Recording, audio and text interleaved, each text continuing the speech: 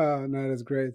Um, and another topic, and I think is related to Adtech, something you touched around the snowflakes, the Google platforms. So you have those companies, and I'll try to keep it simple. So those companies are usually uh, storing data, uh, sometimes in a smart way, or at least they said that they store data in a smart way, being able to link data together.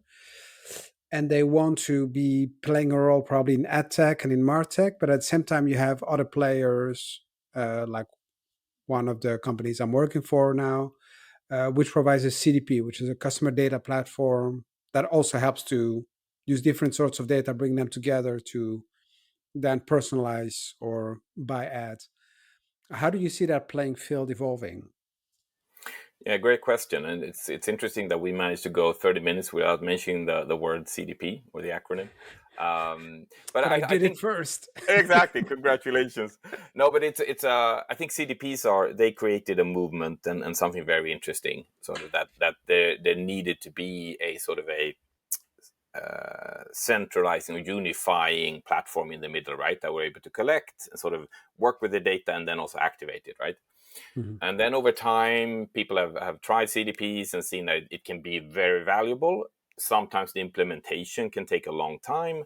And then sort of on the activation side, maybe the CDP that you bought wasn't strong there, or, some of the CDPs have different profiles, as you know.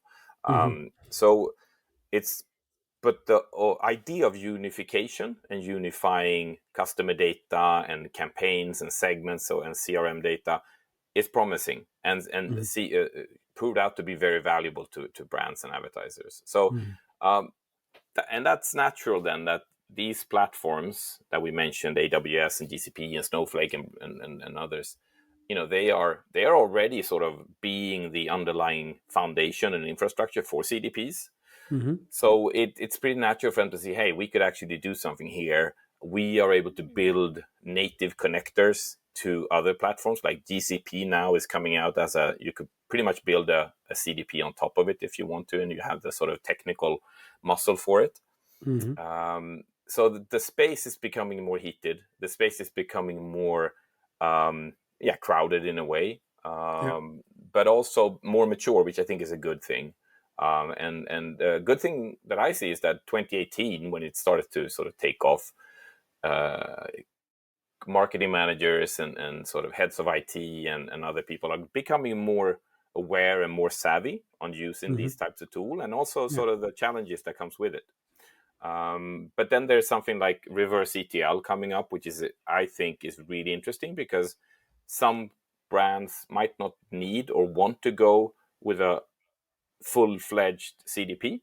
Mhm. Maybe they already did a lot of collection and work and already did a lot of sort of great analysis and sort of unification work in their data warehouse.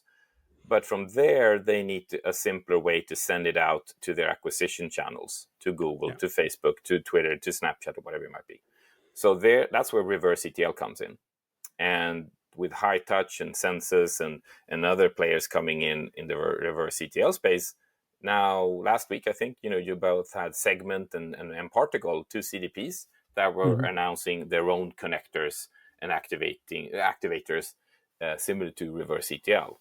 So Mm. it's also proving to be a very useful technology on sort of on pushing the data out on the other side, not just collecting it, but making it more actionable and operational, which I think is a very good thing. Yeah. And I also think that's so the whole in like the CDP space is becoming more mature, but also more sort of useful in a way. I Yeah. mean, I think there's a lot of different use cases for CDPs.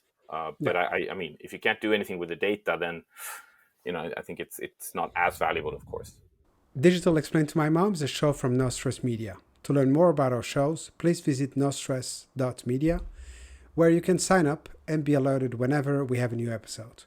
I'm inviting you also to check Let's Talk About CX, our podcast where we discuss all things CX related with practitioners, authors, and thought leaders.